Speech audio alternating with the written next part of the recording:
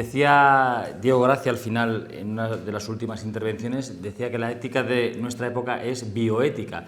Y hay un filósofo que era discípulo de Wittgenstein, Toulmin, que escribió un artículo en el año 82 muy interesante, que decía más o menos que cómo la medicina le había salvado la vida a la ética, a la filosofía. ¿Por qué decía eso? Porque decía que en los años 60, en las facultades de filosofía y en el mundo académico, las discusiones en ética eran muy teóricas, sobre si había que utilizar principios o consecuencias para evaluar los actos, qué tipo de frases eran éticas y cuáles no, una discusión muy teórica. Y sin embargo, pues claro, llegó todo esto que estamos viendo aquí, respiradores, y hay que quitar o no los respiradores, qué hacemos con la manipulación genética, con el inicio de la vida, y ahí se tuvieron que remangar los que trabajan en ética y bueno, pues le dio por eso vida a la bioética. Y otra frase de las que me puedo quedar, que la verdad es que todos dicen cosas muy interesantes, Miguel Ángel Sánchez, decía que ningún problema es independiente del resto. Y eso es verdad. Nosotros como humanos tendemos a clasificar las cosas, a ordenarlas para entender el mundo, pero el mundo en realidad no está ordenado, lo ordenamos nosotros, es la visión que ponemos nosotros. Y todos estos problemas, aunque penséis, bueno, pues, ¿qué tiene que ver el inicio de la vida con el final de la vida? ¿Qué tiene que ver la distribución de recursos con la industria farmacéutica? Pues desde un pensamiento complejo todo está en relación, y cuando damos respuestas y queremos de alguna forma cuidar los valores que están en juego, pues evidentemente hay que tener en cuenta el conjunto, ¿no?, de los problemas. Y bueno, pues con estas primeras palabras, a mi derecha está Antonio Blanco, que es internista, actualmente trabaja en el Hospital 12 de Octubre y está haciendo ahora mismo su tesis doctoral en el campo de la bioética en esta facultad. Y bueno, pertenece al grupo de trabajo de bioética de la Sociedad Española de Medicina Interna, y como veis ha sido uno de los protagonistas del documental, y bueno, pues ahora nos dará algún punto de vista, y a Taira ya la conocéis, de manera que bueno, Antonio y Taira, son vuestros los micrófonos. Bueno, no sé si me oye con el micrófono, me engancho este.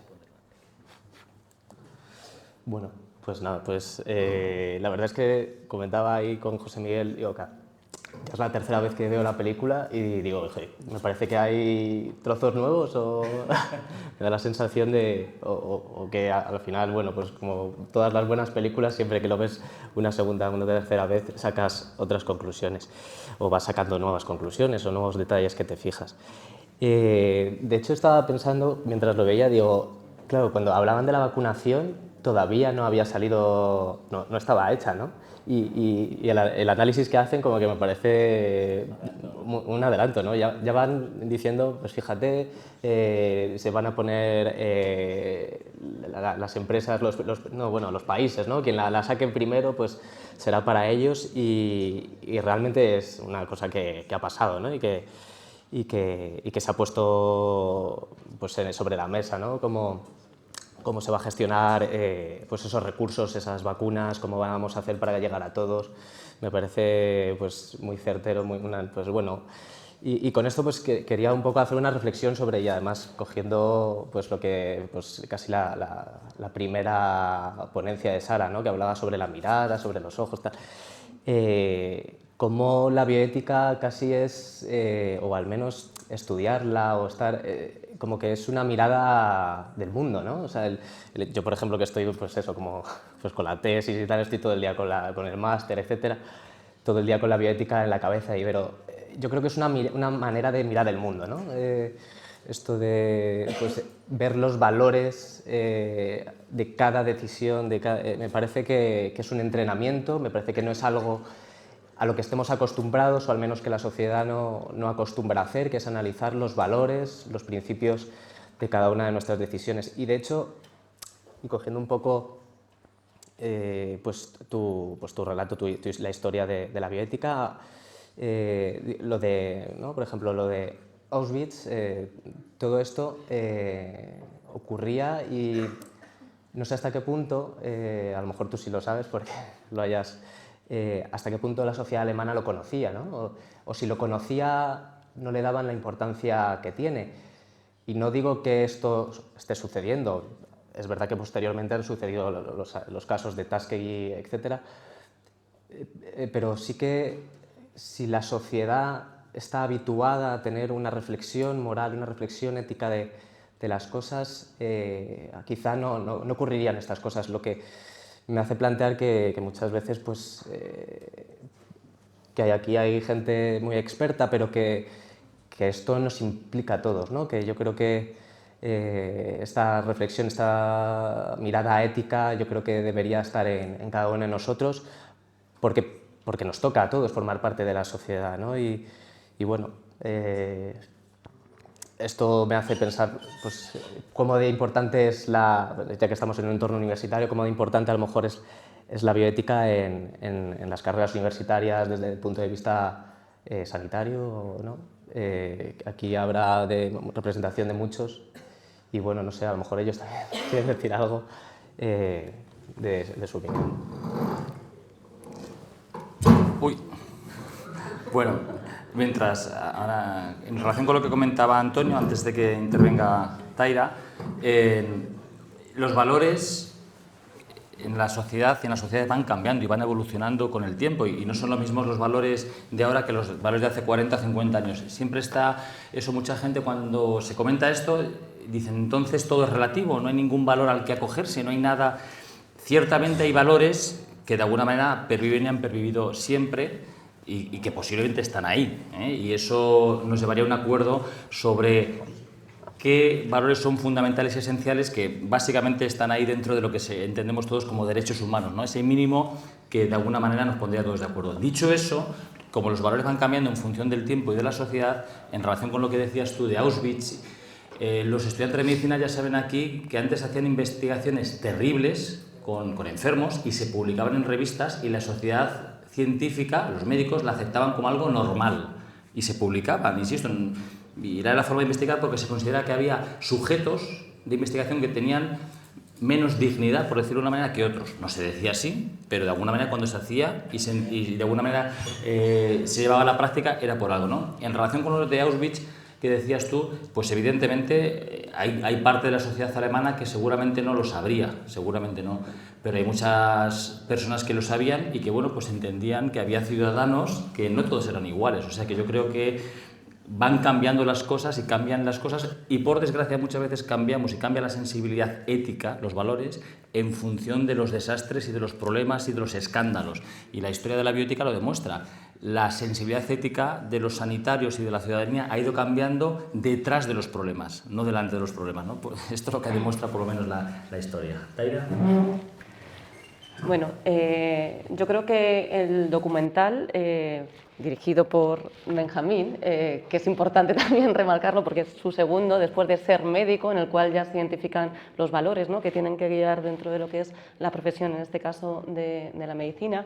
Es una aproximación muy buena al nacimiento de una disciplina que es de hace 3 días, ¿no?, en el cual, pues, sobre todo, ¿no?, tenemos que integrar pues, cómo surge, ¿no?, con los avances, como veíamos, tanto, como decíamos, en el campo de la biología y todo lo que ha conllevado, los avances también relacionados con el campo de, como decíamos, la medicina, la tecnología y esos límites, que en definitiva es el objetivo fundamental que nos tiene, que nos plantea la bioética, es decir, si todo lo técnicamente posible no es éticamente correcto en todos los ámbitos, y también relacionado con esa ecología que nos ha venido, ¿no?, directamente con la pandemia. Al igual que el libro, que luego ya entra Benjamín a cómo se puede analizar la película con el libro, pues tiene también un recorrido que inició principalmente el rodaje antes de la pandemia, hubo ahí cierto parón y continuó posteriormente. Entonces, ese relato creo que también es muy enriquecedor porque también nos da pues, bueno, la visión de nuevos conflictos que han surgido durante todo este tiempo, durante la práctica.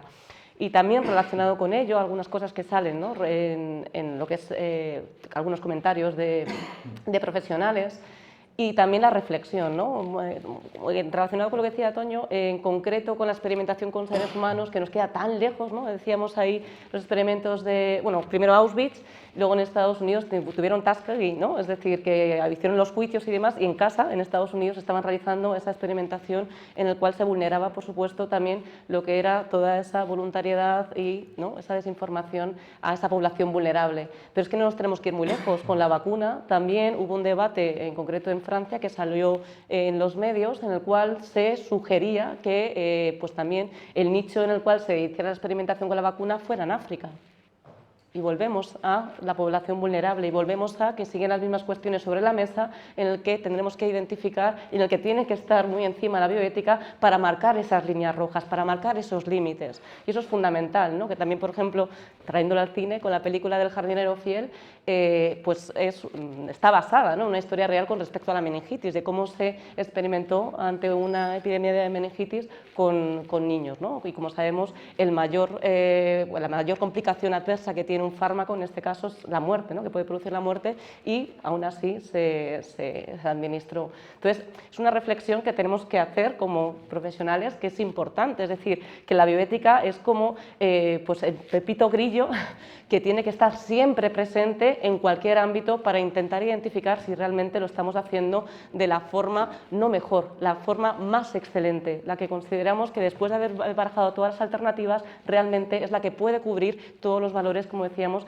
que están confrontados.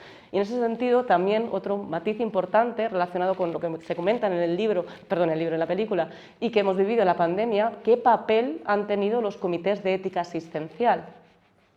Y esto me parece fundamental. Es decir, en Estados Unidos tienen una trayectoria más proactiva ya con las consultorías de ética clínica, en el cual están al servicio de los profesionales para poder resolver esos conflictos a los cuales se enfrentan los profesionales en su práctica clínica. Y aquí los comités de ética, pues también, ¿no?, hemos tenido a través de la pandemia una mayor aproximación a esas realidades que desbordaban a los profesionales sanitarios. Fundamentalmente, por ejemplo, con las decisiones de triaje, ¿no?, y todo el estrés moral que ha generado a los profesionales y sobre todo, ¿no?, que muchos de ellos lo que ha generado ha sido el abandono de la profesión. Y esto también es importante, ¿no?, o como decíamos, otro de los grandes aspectos que no se contemplaban ya en el documental, pero que a mí me genera todavía muchísima inquietud, como son las muertes en soledad, que inicialmente podíamos, bueno, justificar ante esa incertidumbre, miedo que teníamos todos, ¿vale? Marzo, abril, mayo, ya sabíamos que era un virus respiratorio, ya sabíamos cómo se transmitía, ya sabíamos, por tanto, qué medios de protección teníamos que emplear y había recursos para ello. Igual con un paciente con tuberculosis o igual que pasó con la gripe A. Y aún así se mantuvieron medidas restrictivas, pero no solo en el 2020, actualmente sigue habiendo medidas restrictivas.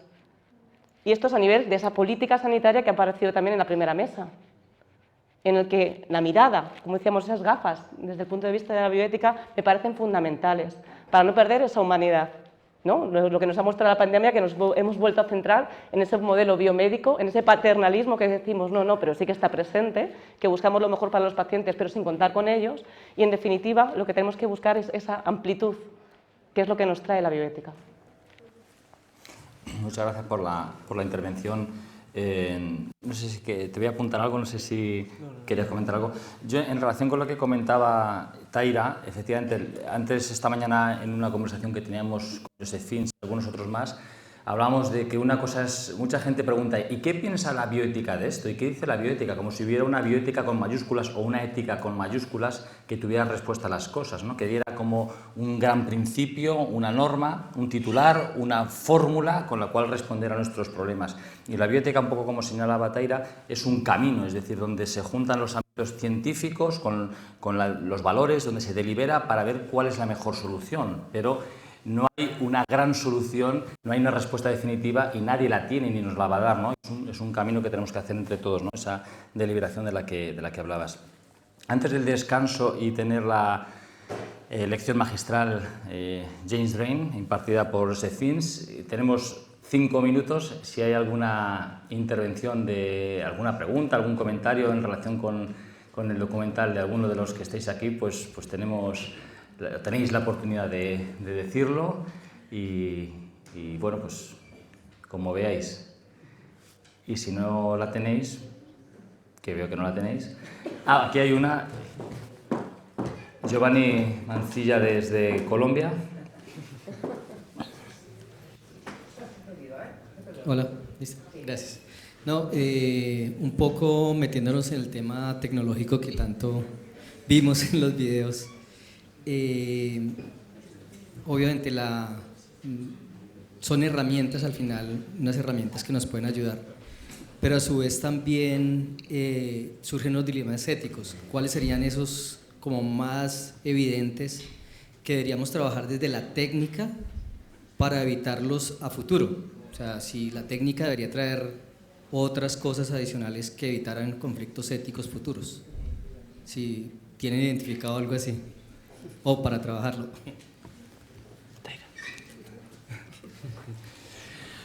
De alguna manera, ¿qué soluciones puede dar la técnica, dices? Sí, la técnica, vimos ahí que hay muchos conflictos Sí. éticos que se derivan de la misma. Desde la concepción, desde el desarrollo de la tecnología, ¿qué hacer para evitar esos problemas futuros? Bueno, vamos a ver, claro, esta mañana se ha comentado, ¿no?, que el hombre se puede definir casi como un animal tecnológico, ¿no? Desde el punto de vista que tenemos inteligencia, se dice que la cultura es todo aquello que modifica el hombre sobre la naturaleza, y en este caso pues a través de la tecnología, ¿no?, que tecnología era el hombre del Paleolítico tallando la piedra, evidentemente la inteligencia artificial que tenemos hoy mismo.